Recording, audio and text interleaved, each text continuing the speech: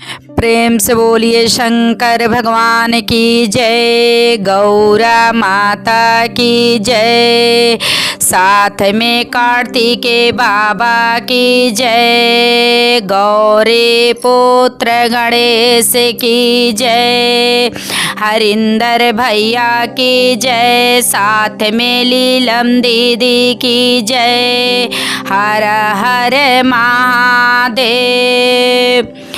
तो बहुत सुंदर गुरुबैना शिव चर्चा के आप लोग के कथा सुनाओ तनी। हमरे कथा के आप सब शुरू से अंत तक सुनम आ सुन के कमेंट बॉक्स में आप सब बताएब कि हमार कथा आप सबन के सुन के गुरुबैना कैसा लगल बाटे, और कमेंट बॉक्स में आप सब हर हर महादेव लिखम और हमरे चैनल के आप सब सब्सक्राइब करम, आगे से आगे शेयर करब। चैनल के नाम है शिव गुरु कृपा। तो आप सब गुरुबैना हमरे पे कृपा बनौले रहम। बहुत सुंदर से सुंदर आप सबके कथा सुनाई, शिव चर्चा के गीत सुनाए, शिव चर्चा के कथा सुनाई। तो आप सब हमारे चैनल के गुरुबैना आप सब सब्सक्राइब करब। दूगो बहन लोग रहल लोग, एक जनी अमीर रहली आ एक जनी गरीब रहली। देखी गुरुबैना दू बहन लोग रहल लोग, एक जनी अमीर रहली आ एक जनी गरीब रहली। जौन गरीब रहली बहुत भगवान के भक्ति करत रहली, आ जौन धनी रहली अमीर उ भगवान के भक्ति पूजा पाठ कुछ ना करत रहली। आ जौन गरीब रहली उ पूजा पाठ भोलेनाथ के बहुत करत रहली, हर तरह से जे जौन कहे उ करे। उनकर पति देव लायक ना रहने, आ जौन अमीर रहली भाई उनकर पति देव लायक रहने। उनके भगवान दूगो बेटा देले रहने, आ दूगो बेटा देले रहने। पति देव भी कह जाला बाहर कमात रहने, आ दूगो बेटा रहने उहो लोग बाहर कमात रहल लोग। आ इनकर पति देव लायक ना रहने, भगवान भोलेनाथ के पूजा पाठ करत रहली। भगवान भोलेनाथ उनके बेटा और बेटी दोनों देले रहने, एगो बेटा और एगो बेटी। बेचारी वही में खुश रहत रहली, अपन मजूरी धतूरी क के अपने बेटा के खियात, बेटी के खियात पियात रहली। अब पति देव कुछ भी करत रहने, लेकिन इज्जती सम्मान सब करत रहली। आ जौन अमीर रहली भाई उनकर पति देव तो बढ़िया रहने, आ दूगो बेटा रहने उहो कमात रहने। बहुत फोन में कभी बेचारी बात उत करत रहली, हाल चाल पूछत रहली, तो बतावत रहली, कहली कितना पूजा पाठ इतना तपस्या ते करेलू, तो के भगवान का करत न कुछ करत न। कहली ना कुछ करत न, लेकिन भगवान हमार परीक्षा लेता न। कहली कहिया ले तुहार भगवान परीक्षा ली हैं। कहली शरीर जब स्वस्थ बा, जब शरीर सही बाटे, तब भगवान आज ना बिहान हमार दिन के बदलिया। कहली जब तुहार उम्र खत्म हो जाई तब ने तुहार दिन बदलिया, का तू सुख कर तलू। कहली देखा हम ते जब से आयल बनी तब से हम ते बहुत बढ़िया से रहे, नी रजगद्दी बैठे नी, आ तू बालू तो इनके खेते उनके खेते काम करेलू।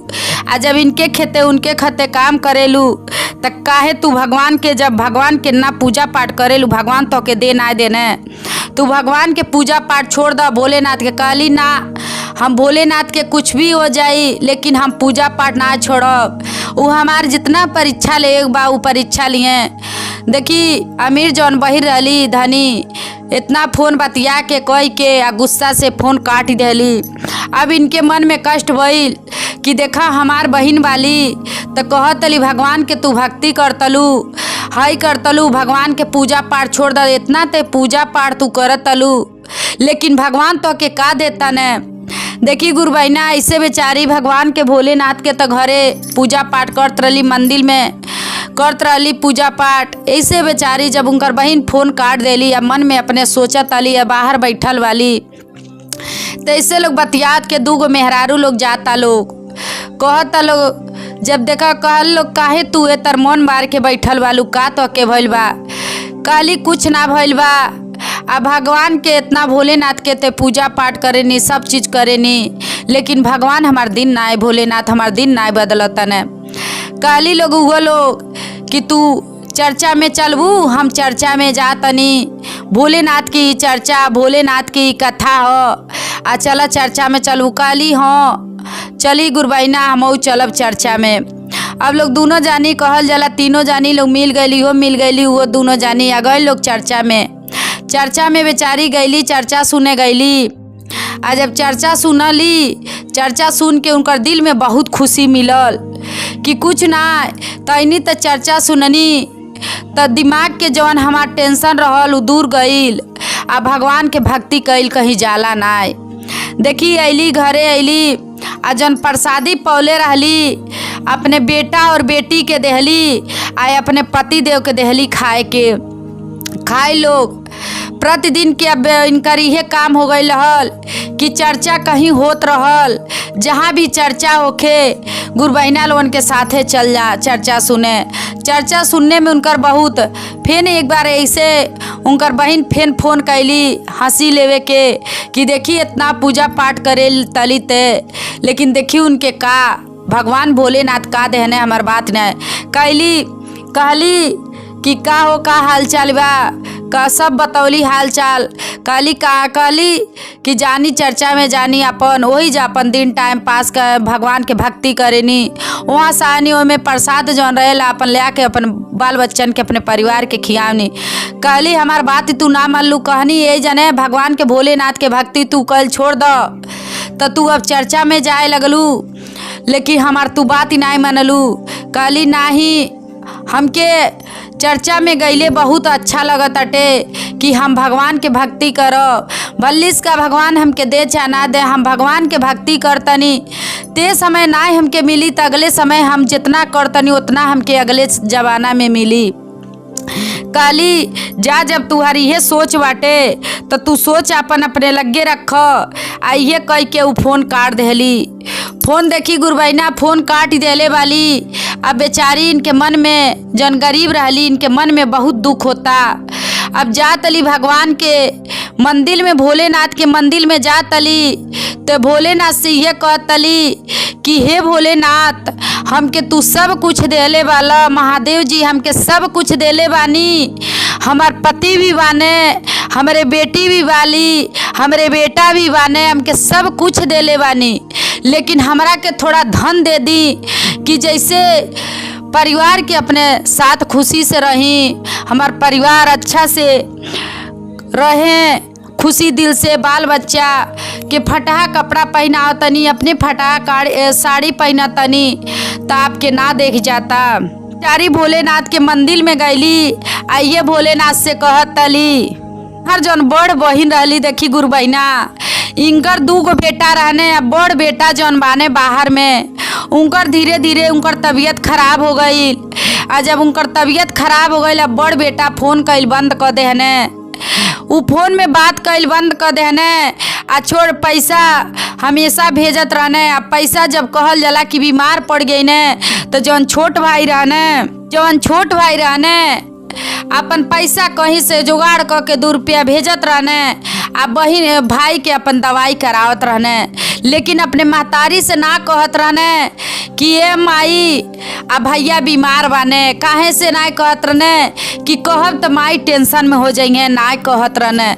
हमेशा पूछत रही आखिर में तोहर भैया कहाँ बाने, कबो फोन में बात ना करतने। तो उनके बहुत काम बा, थोड़ा काम करतने, उनके कंपनी वाला छुट्टी ना देता फोन जाए में। कैसे करत करत बेचारा छोट भाई जइया ले सपरल तैया ले कईने। अब एको पैसा कौड़ी ना लोग भेजे लोग। आ छोट भाई कहे कमे ना चलता, माई का करी। अब ऐसे कहली कि काहे आखिर में तुहार बड़का भैया का करता ने, कुछ हाल पता नहीं उनकर मिलता का। लेकिन देखी गुरु बहिना भगवान के जे भक्ति करेला कबू उनके में छेड़ ना कल जाला। अगर जे भगवान के भक्ति करता उनकर में साथ दे देवल जाला, लेकिन कबो भी उनकर बुराई या चाहे कभी भी उनकर में छेड़ ना कल जाला, मना ना कल जाला कि पूजा पाठ कर तलू तू ना कर भगवान तो के इतना करत वालू तो के ना देता ने का। देखी उहे बात उ लइका के माई इनकर बड़ बहिन जो रहली धनी रहली आ कहले रहली। अब भगवान देखी उनकर के तर परीक्षा लेता ने। जब इनकर बेटा फोन ना करतने आ पैसा बाहर से ना आवता तब इनका दिमाग टेंशन में हो गईल। आखिर में हमार बेटा के का भइल बा, काहे पैसा कौड़ी ना भेजतने, कुछ ना करतने। देखी गुरु बहिना अब का भइल, जब अपने बहन लगे फोन कैली, बहन के लगे फोन कैली, कहली फेन कहली कि हमारा सब ठीक ठाक चलत अटे, भगवान हमके सब थोड़ा थोड़ा हमारा अब रास्ता सुधरल बाटे। कहली कि देखबू रास्ता तोहार सुधरल, देखबू हमार बड़ बेटा बाने, फोन से इतना दिन हो गइल बा बात कैले, आ छोट बाने तू फोन में बतियावत तने, बड़कू फोन में ना बतिया तने, छोटकू बतिया तने, आ पैसा भेजत रहने, आ अब बाटे ते 1 रुपया कहीं से भेजत होजत नाई बने, कुछ करत नाई बने। आखिर में पता नहीं बाहर में उ लोग का करता, कुछ समझ नहीं आवता। बेचारी इनकर ते बेटा दुख में रहे लगने, अब अपने बहन से गा लेली। बहन कहल जला कितनो अपने उ धनी रहली, इनके हमेशा गलत रास्ता देत रहली, लेकिन उ कहली अब उनकर दुख सुन के आ कहली अपने बेटा बेटी से, कहली अपने पति देव से कहली कि जा तनी तनी अपने बहन के घरे घूम आई। अब बहन के बड़ बेटा बाने लोग बाटे, पता नहीं काहे बाहर से फोन नहीं आवत अटे, आ पैसा कौड़ी लोग ना भेजता लो। कहने बेटा बेटी आका उनकर पति देव कहने ठीक बाटे, जा का करे बाटे, जा घूम आवा। गईली जब घूमे गईली, फोन आयल तौले बाहर से, गईली बहन के घरे गईली, आ जब बैठली पानी उनी पी लेहली तौले फोन आइल, कहत न और से फोन आयल तो होता कि तोहरे बड़ बेटा के जौन बेटा बाने तुहार बहुत उनकर तबीयत सीरियस बाटे, अब डॉक्टर रिफर कर देले बाने, आ छोट भाई बाने तुहार, छोट इनकर भाई बाने तो बैठ के रोवतने। अब कहल जला बहिन हरसीना पे हाथ पीट पीट के जौन धनी बहिन रहली रोए लगली, आ जौन गरीब बा देखी भोलेनाथ के उ हमेशा कहत रहली कि पूजा पाठ भोलेनाथ के कर तलू तो का मिलता, कुछ ना मिलता। देखी भोलेनाथ सब परीक्षा लेतने। गुरबैना वही जा बहिन का कहतली, देखी कैसे का कहले वाली गरीब बहिन।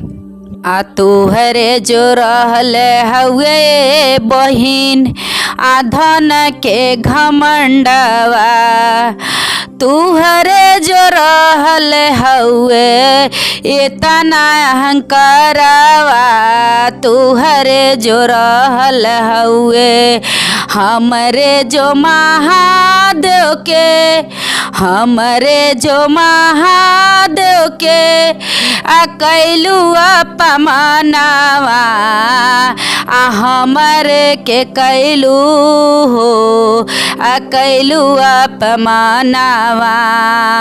इतना जो करत रहनी हम जो भगती, महादेव के कैलू बहिन आ तुहू अपमानवा, आ हमरो जो हउए उहे हमरो जो गुरुए, कहले जो रहनी बहिन आ दिनवा सुधरी है, आजू गिरल बानी ते बिहन उठाई है, हमके जो तू ही बहिन आ मना करत रहलू, नाही कर पूजावा जो नाही कर पठवा। देखा बहिन हमेशा तू हमके पूजा पाठ कैले के मना करत रहलू, आज हमके भगवान भोलेनाथ हमरे बेटा बेटी हमार पति भी सही हो गई ने, हमरे घर में अब धन हो गईल बाटे।